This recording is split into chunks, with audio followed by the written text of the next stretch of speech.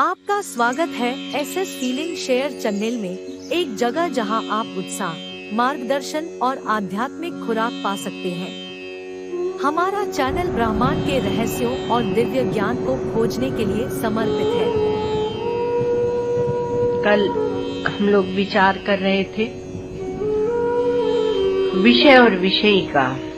अस्मत् प्रत्यय गोचरे विषयिनी चिदात्मके युष्मत् प्रत्यय गोचरस्य विषयस्य तद्धर्माणां च अध्यासः तद्विपर्येण विषयिणस्तद्धर्माणां च विषये अध्यासः मिथ्या इति भवितुं युक्तम्। तो ये अध्यास मिथ्या ही होना चाहिए, किंतु क्या है, कहा कि अविवेक से इतरेतरा विवेकेन, अविवेक से ये अध्यास हो रहा है। तो हम लोग बहुत दिनों से कुछ कुछ विवेक करने का प्रयास कर रहे हैं। तो यहाँ पर कहा विषय और विषयी, और विषयी को फंसाती हैं इंद्रियां, विषीणवंती। तो विषय में जाकर ये फंस जाता है। विषय देखे तब तक ठीक है, लेकिन केवल मात्र देखता नहीं, उसमें जाकर ये फंस जाता है। और इंद्रियां कहती हैं कि तुम मेरे साथ जुड़ो, मैं सुंदर आंख वाला हूँ, मैं देखता हूँ, मैं अंधा हूँ। सब इंद्रियों का ही अभिमान है, भाव का भी और अभाव का भी।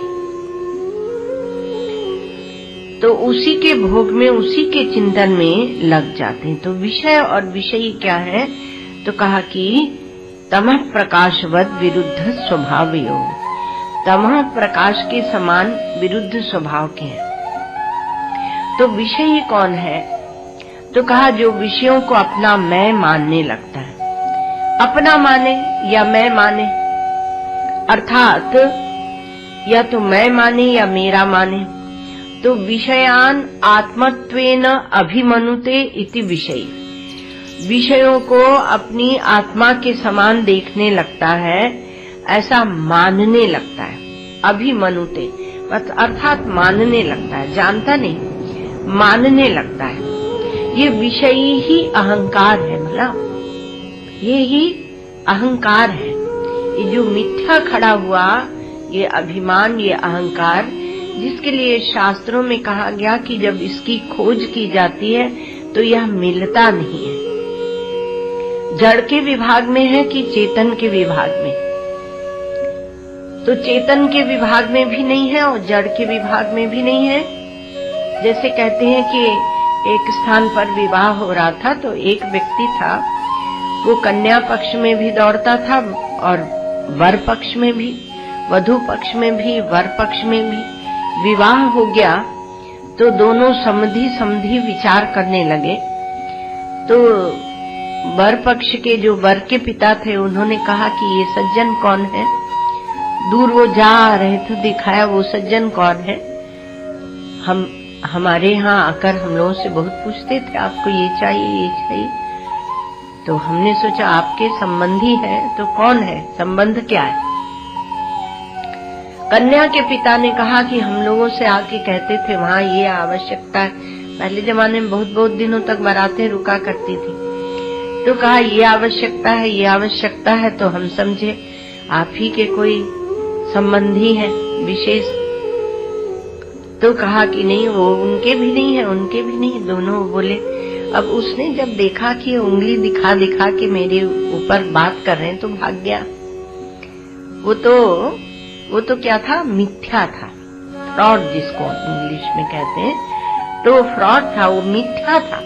तो मिथ्या ही खड़ा हुआ था, दोनों तरफ का संबंधी बनकर। तो जड़ के विभाग में भी नहीं और चेतन के विभाग में भी नहीं। ये विषयी है तब तक तो इसको यहाँ तो चेतन ही बता रहे हैं, प्रकाश कह रहे हैं, चेतन कह रहे हैं। लेकिन जब ये अहंकार में आ जाता है तो ये विषयी हो जाता है। विषयों में आत्मत्वेन अभिमनुते, तो किसी विभाग का नहीं। तो विचारम न सहते। अहंकार क्या है, अहंकार पिशाच रूप होता है।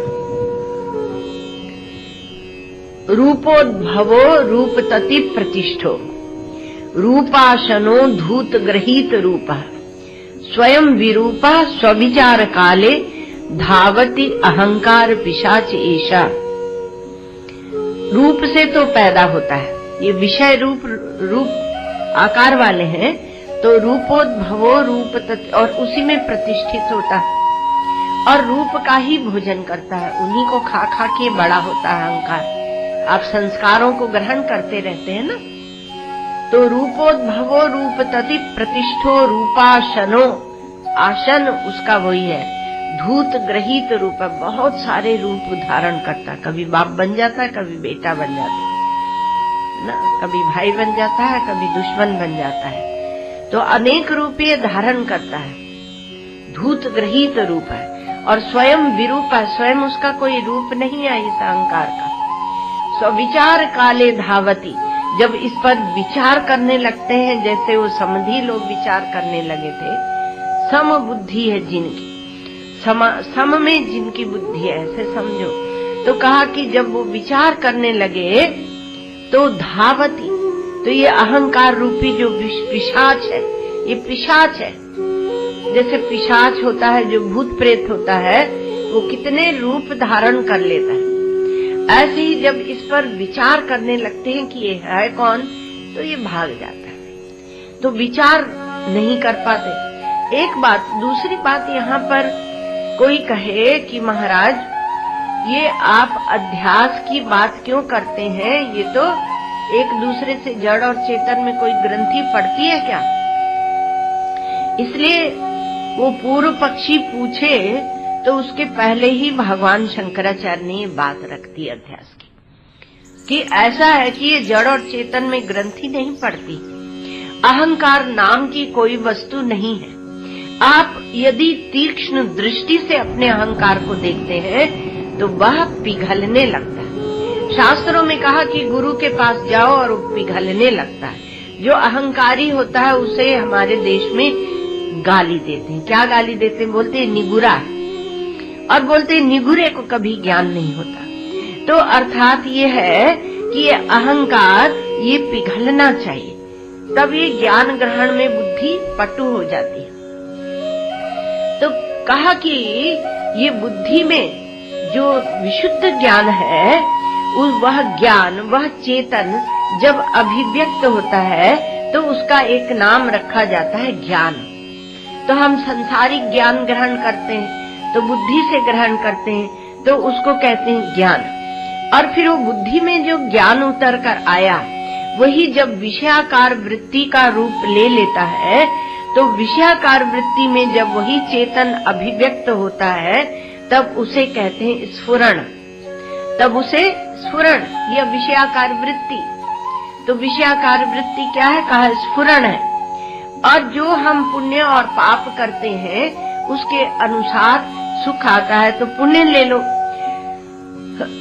क्योंकि ये विचार चेतन की ओर से प्रारंभ हुआ है। या तो जड़ की ओर से विचार प्रारंभ करो, सीढ़ी चढ़ो, या चेतन की ओर से प्रारंभ करो, सीढ़ी उतरो। तो जो हम कर्म करते हैं तो उसमें पुण्य पाकानुरूप वृत्ति में जब चेतन अभिव्यक्त होता है, तब उसे हम कहते हैं आनंद। ये तीन क्या है? ये औपाधिक धर्म है, ज्ञान, स्फुरण और आनंद। ये चेतन के औपाधिक धर्म है। किसके? आप जो चैतन्य स्वरूप है, आपके औपाधिक धर्म है। इनका त्याग करके, इनको छोड़ करके त्याग करना आवश्यक है। और वो कैसे होगा? कहा कि विचार से ही होगा। विचारम न सहते स्वविचार काले धावती अहंकार पिशाचेशा। जब विचार करो तो वह भागने लगता है, विचार काल में वह टिकता नहीं। तो तीन चीज आई हमारे पास, ज्ञान, स्फुरण और आनंद। तो अस्ति भाति प्रिय भी कहते हैं, तो हर प्रकार से समझाया जाता है। कहीं से बात बैठ जाए दिमाग में, इसलिए अनेक युक्तियों से समझाया जाता है। प्रत्येक दिन हम लोग जब विचार करते हैं तो ये प्रयत्न करते हैं कि हमारी जो बुद्धि वृत्ति है वो सत्य का एक बार स्पर्श तो करे, तब तो सत्संग हुआ। नहीं तो कथा कहानी मनोरंजन बहुत चलता है, उसकी क्या चर्चा करनी। तो कहा कि यह जो आनंद और विषय ज्ञान और ज्ञान, ये इसमें सब में ज्ञान अनुस्यूत है। बिना ज्ञान के आनंद नहीं है, बिना चेतन के आनंद नहीं है। तो आनंद ज्ञान, विषय ज्ञान और ज्ञान, प्रथम ज्ञान जो बुद्धि में उतर कर आया उसको कह दिया केवल ज्ञान। तो ये तीनों क्या है? ये आत्मदेव की माया है, आत्मदेव की माया है। अर्थात आपका जो आत्म चैतन्य है वही बुद्धि में जब उतरा, बुद्धि क्या कोई ठोस वस्तु नहीं, जब अहंकार ठोस नहीं तो बुद्धि कहाँ से ठोस होगी। बुद्धि अहंकार की कथा बड़ी सुंदर है, प्रबोध चंद्रोदय, उसमें कहा कि अहंकार और बुद्धि दोनों बड़े आनंद से रहते थे और बुद्धि के जो पति थे वो थे आत्मदेव, पर उसने कैसे भी करके ये अहंकार बीच में आया और बुद्धि को फंसा लिया। तो बुद्धि तो बड़ी सीधी सरल थी लेकिन फंस गई इसके चक्कर में, अहंकार के चक्कर में। तो बहुत दोनों मिलके बड़ी सृष्टि, बड़ी भारी रचना की और विषयों का सुख भोगने लगे, शब्द स्पर्श रूप रसगंध। तो एक दिन ऐसे नाटक करके बताया गया।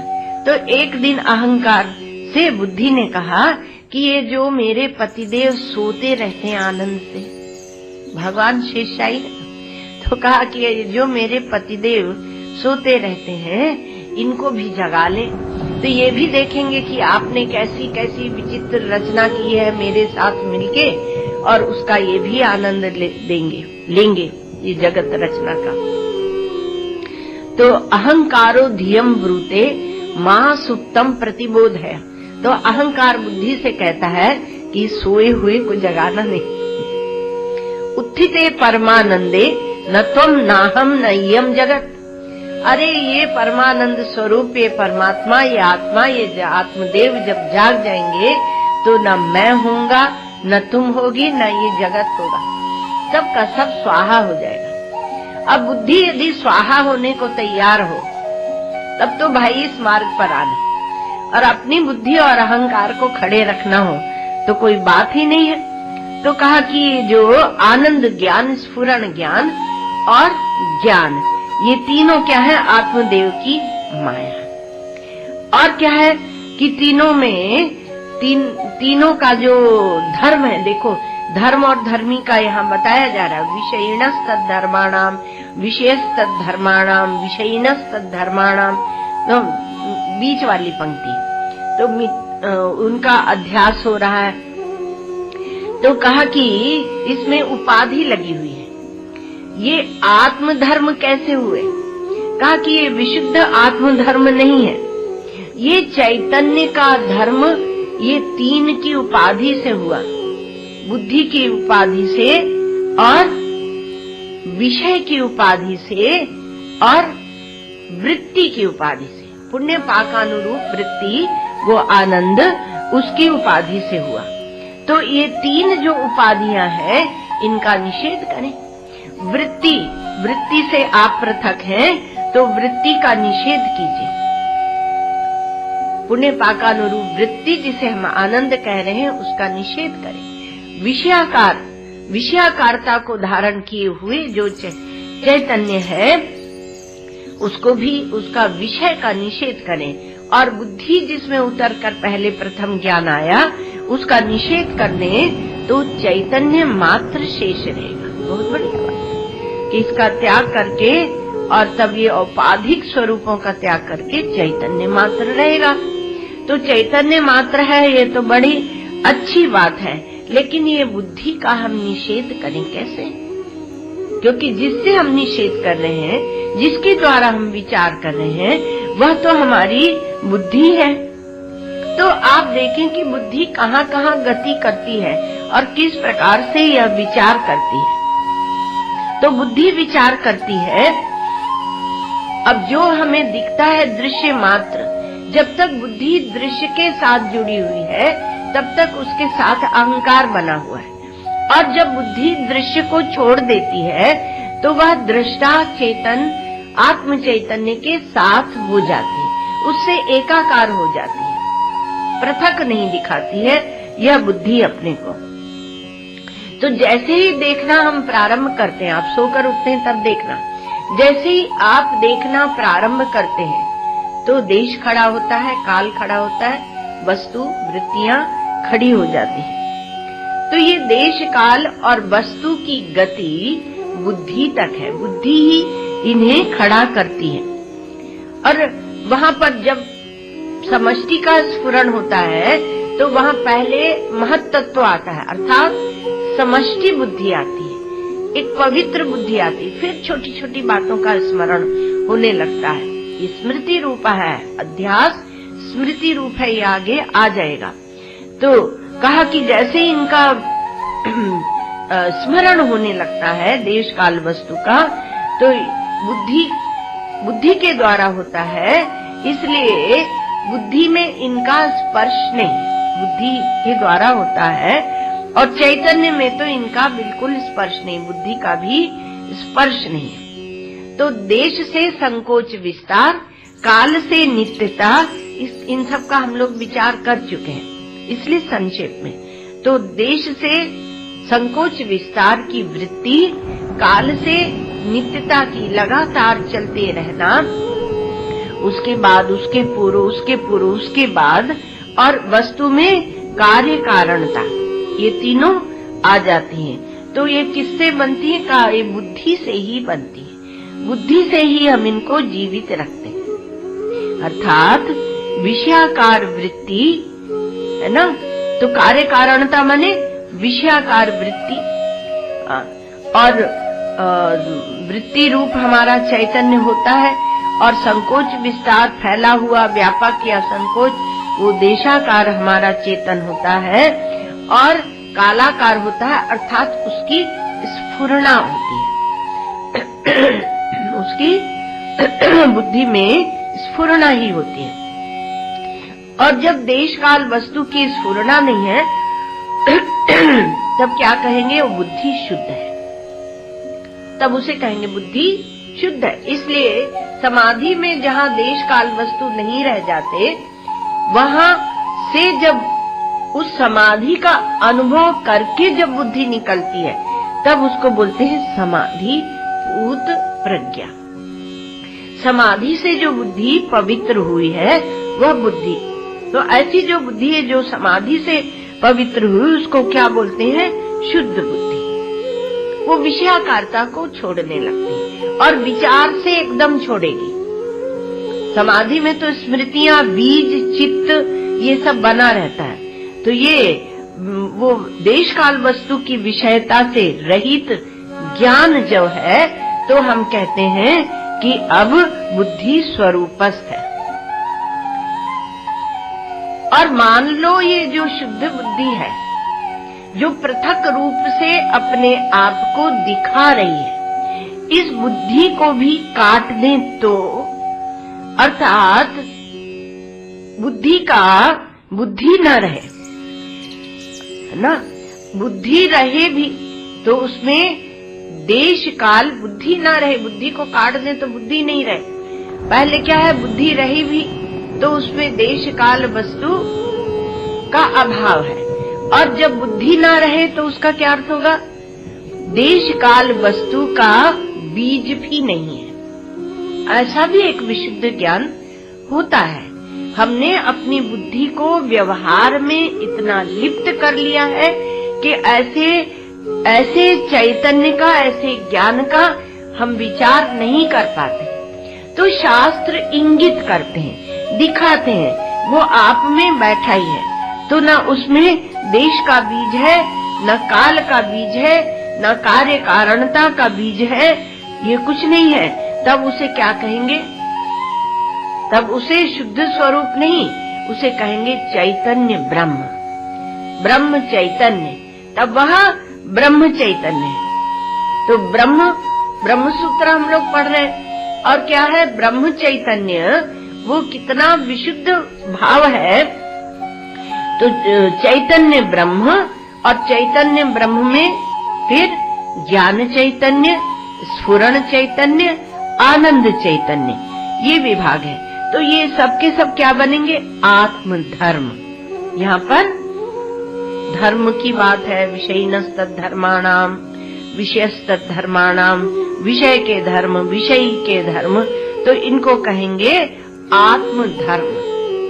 तो औपाधिक आत्मा के धर्म जब बनाते हैं तो उसमें कुछ न कुछ उपाधि को लेना पड़ता है, इसलिए नितांत विशुद्ध जो ब्रह्म चैतन्य है वह निर्धर्मक है। उसके लिए एक शब्द आता है, बोलते हैं वह निर्धर्मक है, उसमें कोई धर्म नहीं है। किंतु व्यवहार में हम इन धर्मों को लेते हैं। तो आत्मा के धर्मों का निरूपण, अनात्मा के धर्मों का निरूपण ये किस लिए किया जाता है? कहा विवेक के लिए इनका निरूपण किया गया है।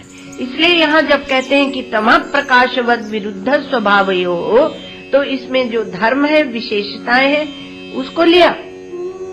लेकिन ब्रह्म में तो कोई विशेषता है नहीं, तो उसको क्रमशः समझना पड़ता है। उसमें कोई धर्म है नहीं, वह निर्धर्मक है, वह निर्विशेष है। तो पहले जब आप विशेष विशेष को लाते हैं, विचार करने के लिए उनका अध्यारोप करते हैं, और फिर जब उनका अपवाद करते हैं, निषेध करते हैं, तो आपकी बुद्धि में उस सत्य का प्रकाश हो जाता है। अध्यारोप अपवादाभ्याम निष्प्रपंचम प्रपंचते। तो इस क्रम से आप चलते हैं। तो यहाँ जो हम लोगों ने विचार किया, अब कह रहे हैं तमः प्रकाशवद विरुद्ध स्वभावयोः, तो तमस का अर्थ होता है अज्ञान, अंधकार। बृहदारण्यक में अभ्यारोप एक मंत्र आता है, तो उसमें क्या बोलते हैं? असतो मां सद्गमय, तमसो मां ज्योतिर्गमय। यहाँ तमः प्रकाश ले रहे हैं। तो असतो मां सद्गमय, जिसका कभी अभाव नहीं होता है, जो एक रस रहता है वह सत, और जो कभी रहता है कभी नहीं रहता, बदल जाता है, परिवर्तन हो जाता है, वह असत। और वैसे ही तमसो मां ज्योतिर्गमय, तो उसको तमस को कहेंगे अज्ञान, अंधकार। तो ये कभी वो ये अपने को भी नहीं जानता और दूसरे को भी, अन्य को भी नहीं जानता, और जो स्वयं को जाने और अन्य को भी जाने उसको बोलते हैं प्रकाश। ये दूसरी बात आ गई महाराज, तमः प्रकाशवत, ये दूसरी बात आ गई। अभी तो हम लोगों ने विचार किया कि ज्ञान, स्फुरण और आनंद का को लेके, अब ये तमः प्रकाश वाली बात कौन सी आ गई? ये भी एक बात आ गई।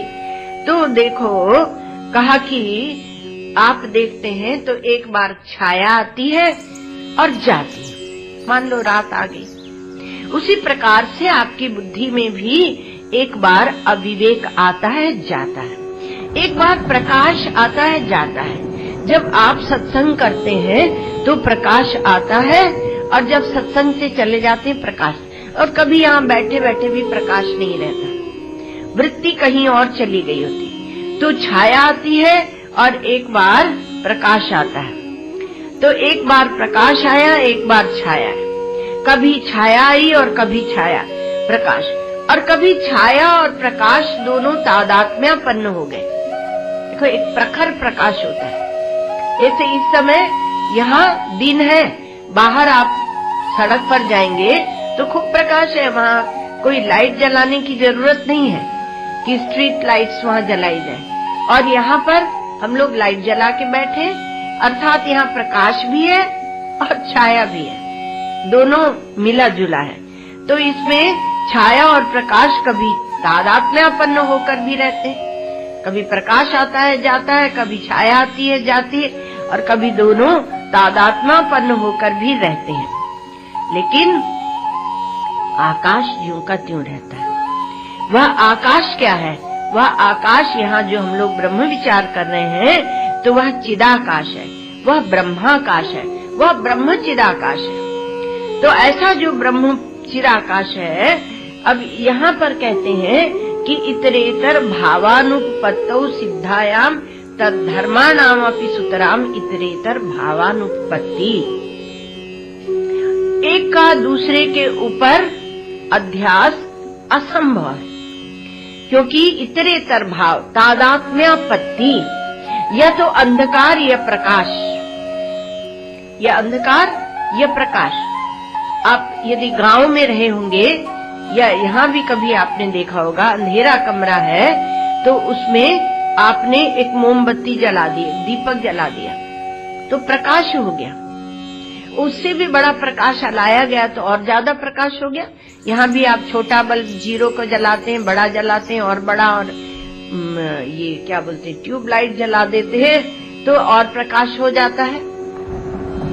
तो प्रकाश अब बिल्कुल अंधेरा है, उसमें प्रकाश तो हो गया, लेकिन और प्रकाश और ज्यादा प्रकाश भी होता है। तो यहाँ तो क्या है, परम प्रकाश रूप दिन राती, नहीं कछु चाहिए दिया घृत बाती।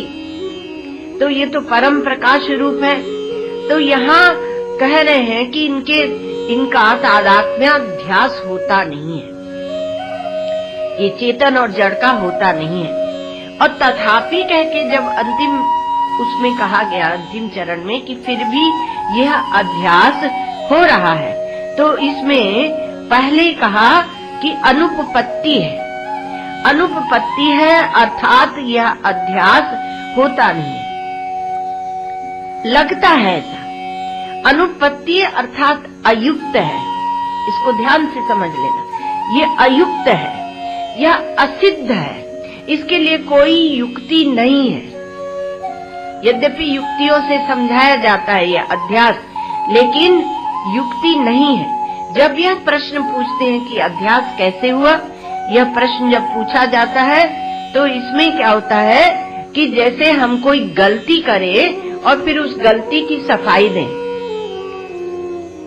हमारे यहाँ जो महात्मा लोग होते हैं, उनके पास जो साधक रहते हैं, वो अगर गलती की सफाई देते हैं, हमारे श्री गुरुदेव तो जो गलती की सफाई देता था उससे फिर बात करना छोड़ देते, बात नहीं करते, क्योंकि वो साधक नहीं है, वो गलती की सफाई देता है।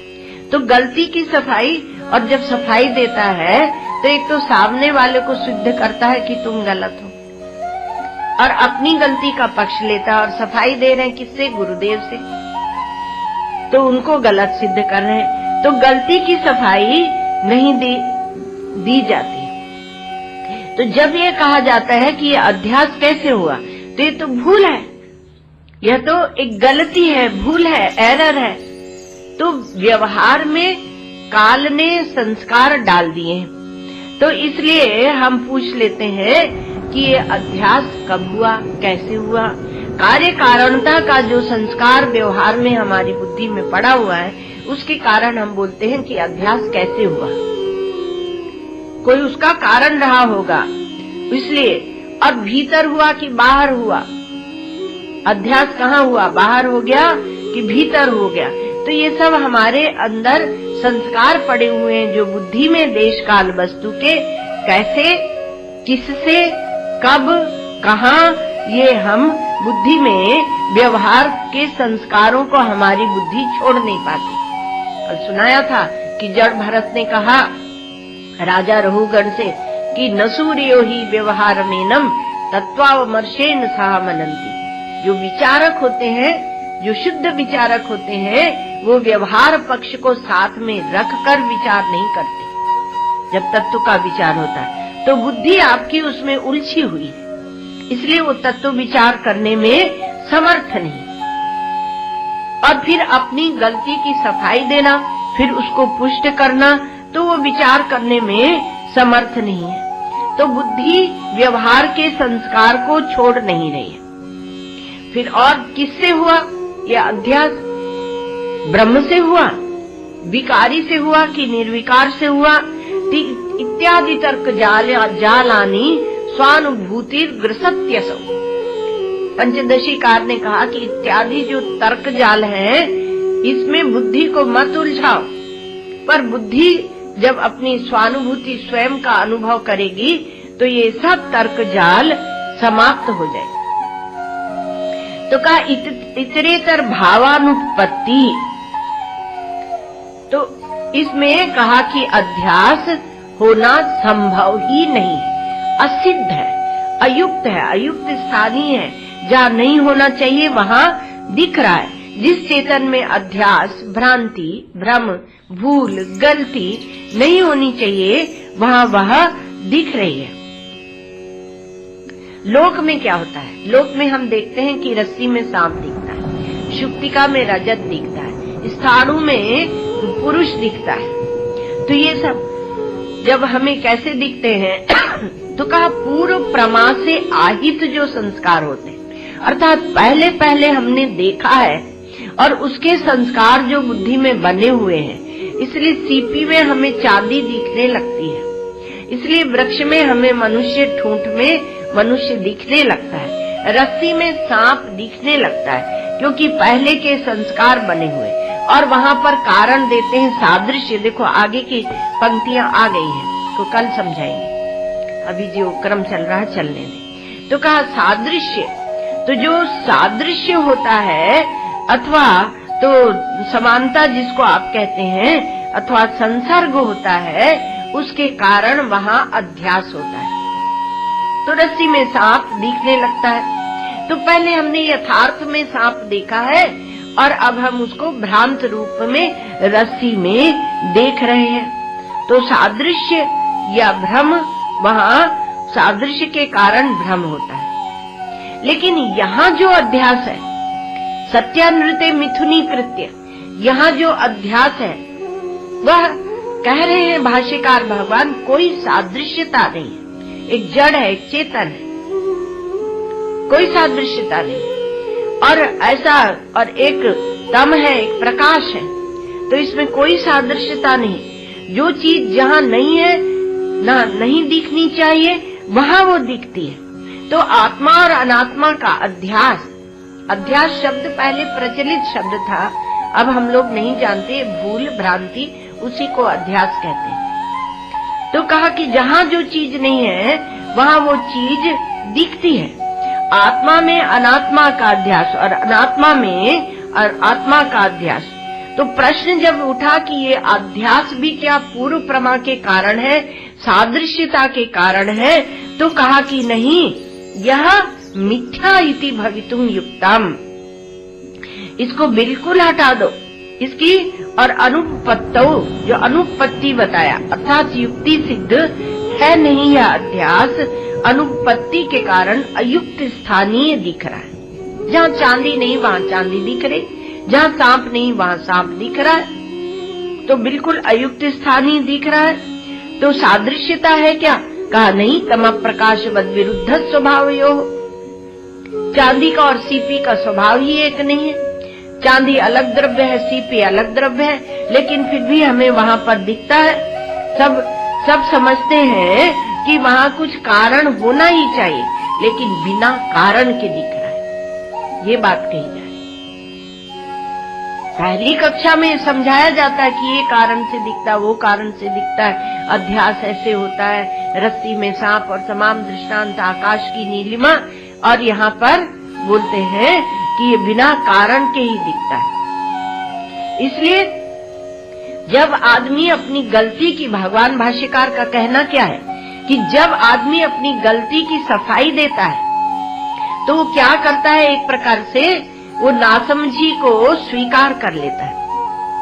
अपनी नासमझी को वो अपनी बुद्धि की समझदारी से सिद्ध करने जाता है। कर तो रहा है भूल, लेकिन समझदारी से सिद्ध करने लगा। तो आप किसके पक्ष में खड़े हो गए? कहा हम नासमझी के पक्ष में हम खड़े हो गए। स्वयं प्रकाश आत्मा की एक परिभाषा दी जाती, बड़ी सुंदर, असंवेद्यत्वे सति अपरोक्षत्वम स्वप्रकाशत्वम। कहा जो असंवेद्य है, जिसको जाना नहीं जा सकता, मन बुद्धि इंद्रिय से अगोचर है, और वह साक्षात अपरोक्ष है, उसी को बोलते हैं स्वयं प्रकाश। अर्थात वह असंवेद्य है तो क्या वह है नहीं? तो कहा कि नहीं, इंद्रिय मन बुद्धि का वह विषय नहीं है, लेकिन स्वयं साक्षात अपरोक्ष है, वह स्वतः सिद्ध है, उसके लिए किसी और प्रकाश की आवश्यकता नहीं, तो उसको बोलते हैं स्वयं प्रकाश। तो ऐसा जो स्वयं प्रकाश आत्म तत्व है, तो हमारे श्री महाराज जी कहा करते थे कि देखो इसमें जो असंवेद्य, उसका ज्ञान नहीं हो सकता, इसको अपनी बुद्धि में बिठा लेता है, वह ज्ञान का पक्ष ले लेता है। अब कौन सी पार्टी में जाना चाहते हैं, ज्ञान की कि अज्ञान की? और जो साक्षात अपरोक्ष है आत्मा, इसको समझने लगता है, इसको समझने की कोशिश करता है, साक्षात अपरोक्ष है, तो हमें जानना चाहिए, हमें मिलना चाहिए, वह ज्ञान की पार्टी में चला जाता है। तो भूल का कारण सिद्ध नहीं करना चाहिए। अब असंवेद्य है, बाग मनसा अगोचर है, अब वो मिल ही नहीं सकता, शास्त्र ने स्वयं कह दिया। ऐसे करके जो बैठ जाते हैं वो अविद्या के पक्ष में है, और जो नहीं है वो विद्या के पक्ष में, उसके उल्टे। तो होना तो चाहिए था विद्या का पक्ष, और ले लिया हमने अविद्या का पक्ष, अविद्या के पक्ष में हो गए। तो भूल का कारण ज्ञान नहीं होता है, कल बताया था भूल का कारण अज्ञान होता है। तो भूल का कारण ज्ञान नहीं होता है, भूल का कारण भी भूल ही होता है। तो उसका कारण ये, उसका कारण ये, ऐसे अनवस्था बताने की कोई आवश्यकता नहीं, बनाने की। उस भूल का कारण वह भूल, उस भूल का कारण वह भूल। आजकल के मनोवैज्ञानिक चिकित्सा करते हैं, हम तो आश्चर्यचकित हो जाते हैं। जो पाश्चात्य मनोविज्ञान है वो इस देश में भी आ गया। तो कोई भूल कर रहा है तो उसको बोलेंगे कि तुम जब बच्चे थे तब तुम्हारी माँ ने तुम्हें डांटा था, डांटा था, अरे बस उसी के कारण तुम्हारे से ये गड़बड़ी हो रही। अब वो अपनी भूल तो सुधारना नहीं चाहता, वो माँ की भूल सुधारना चाहता। और माँ ने वो भूल क्यों की? क्योंकि उसकी माँ ने की थी। तो इसलिए माँ पर गए, नानी पर गए, पर नानी पर गए, पता नहीं कहाँ तक जाएंगे। अनवस्था, बुद्धि में अनवस्था बनाने से कोई लाभ नहीं होता है। अभी इस समय जो भूल है उसका निवारण करना चाहिए। तद धर्माणामपि सुतराम इतरेतर भावानुपत्ति, धर्मों का भी स्वभाव से जब उन सब में उसमें ही तादात्म्य अध्यास नहीं होता विरुद्ध होने के कारण, तो धर्मों में कैसे तादात्म्य अध्यास होगा? तो कहा धर्मों में भी तादात्म्य अध्यास नहीं होता है। आत्मा सत है, क्योंकि उसका कभी बाध नहीं हो सकता, आत्मा का कभी बाध नहीं हो सकता। मैं हूँ, मैं नहीं हूँ, ऐसा क्या कभी कोई निश्चय कर सकता है? भगवान शंकराचार्य एक जगह कहते हैं, नहीं कश्चित प्रतीयात् नाहम अस्मीति, किसी को ऐसी प्रतीति नहीं होती कि मैं नहीं हूँ। मैंने एक दिन देखा कि मैं नहीं था, तो देखने वाला तो था ना, जो देखने वाला था वो तो था। इसको दृष्टांत संस्कृत में ऐसे देते हैं कि मम मुखे जिह्वा नास्ति, मेरे मुख में जीभ नहीं है। तो मेरे मुख में जीभ नहीं है तो तुम बोल कैसे रहे हो? तो इसको बोलते हैं वदतो व्याघात दोष। तो अब इसको बोलने में ही दोष लगता है। उसी प्रकार से मैं नहीं हूँ ऐसा कोई निषेध, ये आपकी अनुभूति है, स्पष्टतः आपकी अनुभूति है। केवल आप अपनी अनुभूति को सम्मान नहीं देते और व्यवहार के कुतर्क में फंस जाते। इत्यादि तर्क जालानी स्वानुभूतिर ग्रसत्यसो, तो तर्क जाल में हम फंस जाते हैं। दूसरे लोगों ने जो हमें एक मूर्खता सिखा दी, उस मूर्खता में हम फंसे हुए हैं। तो अपने आप का निषेध कोई करता है तो फिर निषेध करने का वाले का जो निषेध है वह संभव नहीं, अब स्वयं का निषेध नहीं कर सकते। तो जागृत अवस्था में मैं हूँ, स्वप्नावस्था में मैं हूँ, सुषुप्ति अवस्था में मैं हूँ।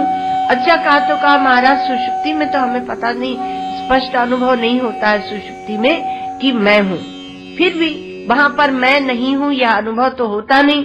और जागने पर आप कहते हैं कि मैं सुख से सोया था, तो इससे सिद्ध होता है कि वहाँ पर भी आप हैं।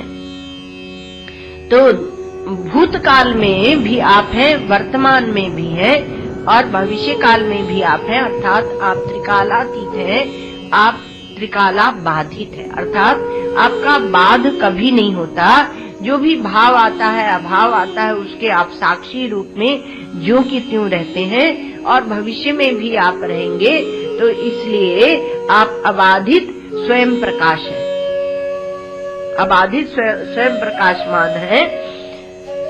और बाह्य विषयों की गति देखें तो बाह्य विषय जो है वो एक देश में भासते हैं, एक अवस्था में भासते हैं, एक काल में अवस्था अर्थात जागृत स्वप्न आदि अवस्था, एक देश में भासते हैं, एक अवस्था में भासते हैं, एक काल में भासते हैं। और उनको भासित होने के लिए इंद्रियों की पराधीनता, इंद्रियों द्वारा प्रकाशित होते हैं। वो वृत्ति के गोद में भासते हैं। स्फुरण अभी बताया था ना, स्फुरण और सुख रूप दुख रूप वृत्ति, तो वृत्ति के गोद में भासते हैं। वो पर प्रकाश है, दूसरे के द्वारा प्रकाशित होते हैं। वो परिच्छिन्न है, वो अनेक है और अनित्य है। अनेक बना के तो बहुत बड़ी कृपा करती है, और कहो कि अकृपा की, क्योंकि एक जाता है आप दूसरे को पकड़ लेते हैं, दूसरा जाता है तीसरे को पकड़ लेते हैं। कुछ ना कुछ अपने काम के लिए, कर्म के लिए, भोग के लिए आप पकड़ ही लेते हैं। तो ये बाहर के विषय हो गए। तो भीतर के विषय में रहते हैं महाराज हम, तो बाहर के नहीं। तो भीतर के क्या है, तो कहा कि स्मृति है, धृति है, मति है, इसको लेकर रहते हैं। तो स्मृति भी आती है और जाती है, धृति भी आती है, धृति अर्थात धारणा शक्ति, वह भी आती है और जाती है, और मति भी आती है और चली जाती है। और भी देखते हैं, आपकी अहंता भी जागती है और सोती है, सुषुप्ति में सोती है, जागती है और सोती है। और बुद्धि भी जागती है और सुषुप्ति में सोती है। स्वप्न में आधी जागती है, आधी जागती है, आधी सोती है। और मन, तो मन जागता है, स्वप्न में भी जागता है, पूरी दुनिया वहां की बनाता है। और सुषुप्ति में मन भी सो जाता है। और अहंक्रिया, ये अहंक्रिया जागती है सुषुप्ति में भी।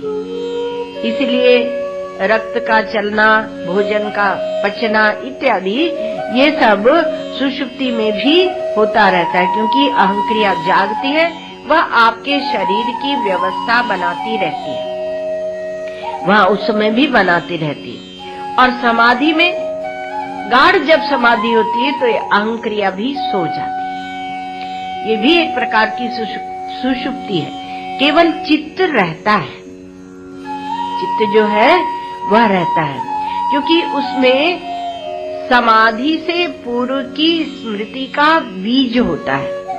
तो बीज रहता है, इसलिए वह रहता है। और समाधि हमेशा रहती होगी,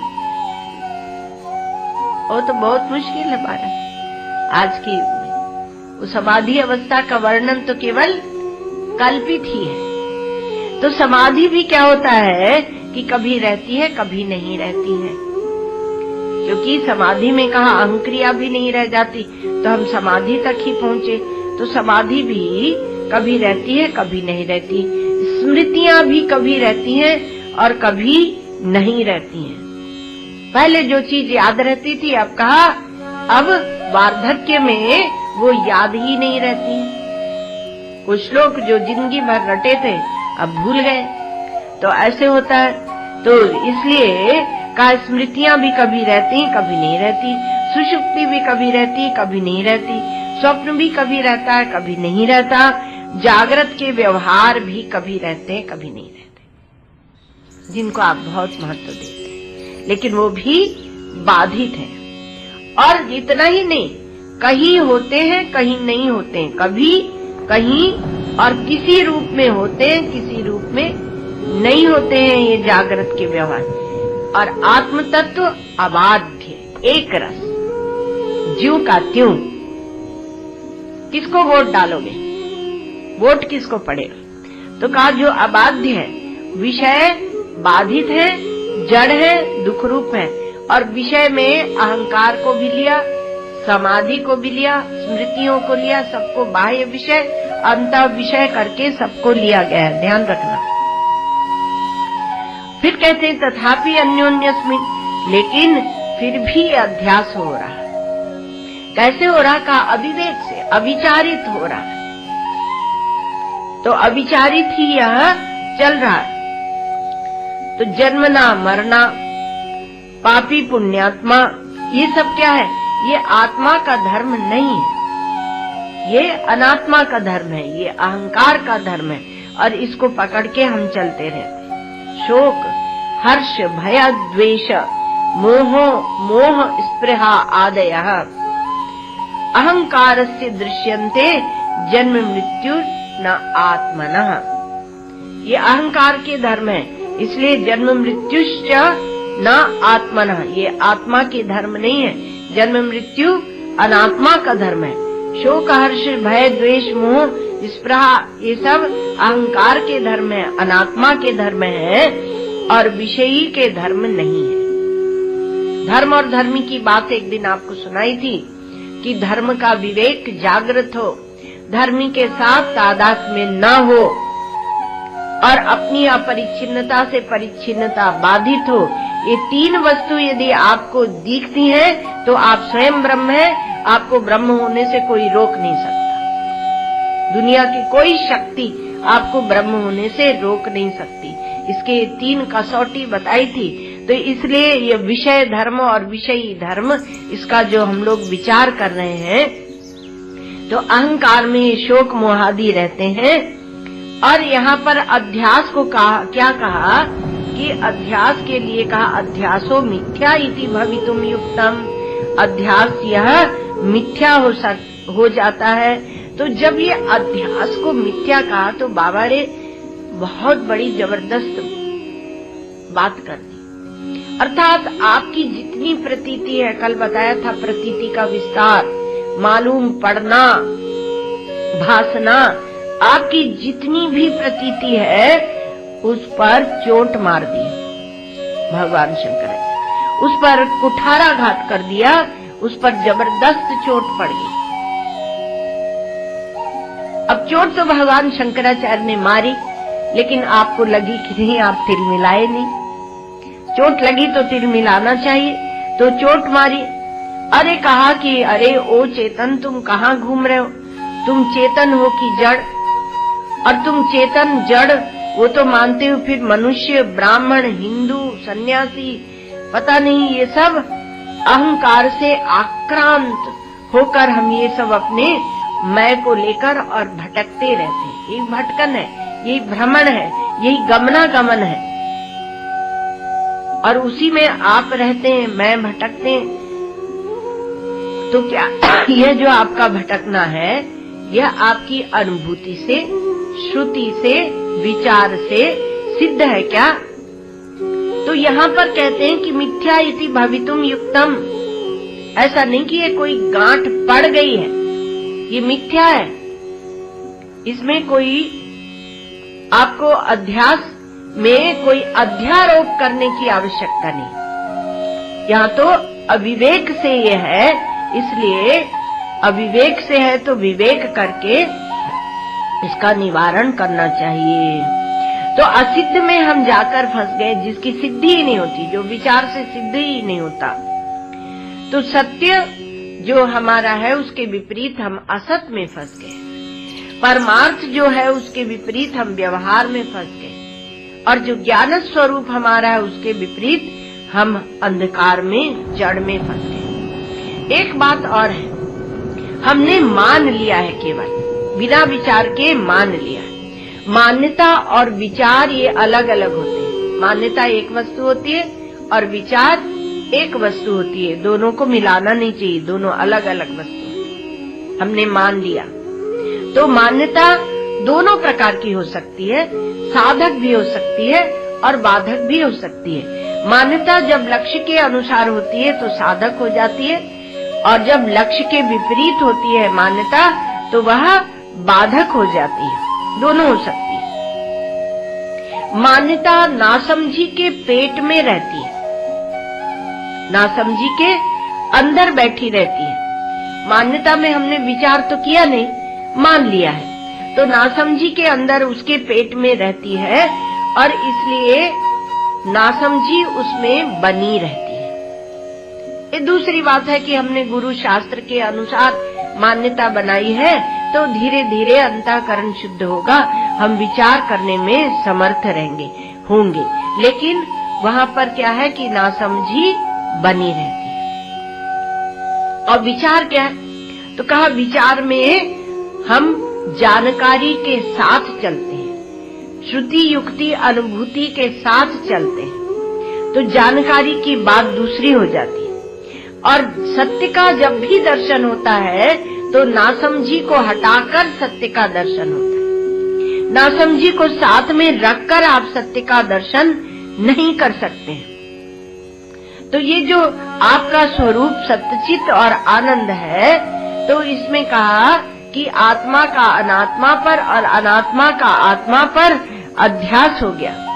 तो अध्यास नहीं हुआ है, अर्थात थोपा नहीं किया है, किंतु अविवेक से हम आत्मा को अनात्मा और अनात्मा को आत्मा जानने लगे। अर्थात अधिष्ठान जो है उसका अध्यस्त के ऊपर, उसको अध्यस्त जानने लगे और अध्यस्त को हम अधिष्ठान जानने लगे। रस्सी को हम सर्प जानने लगे और सर्प को हम रस्सी जानने लगे। ऐसा अन्योन्य अध्यास यहाँ पर कहा गया है।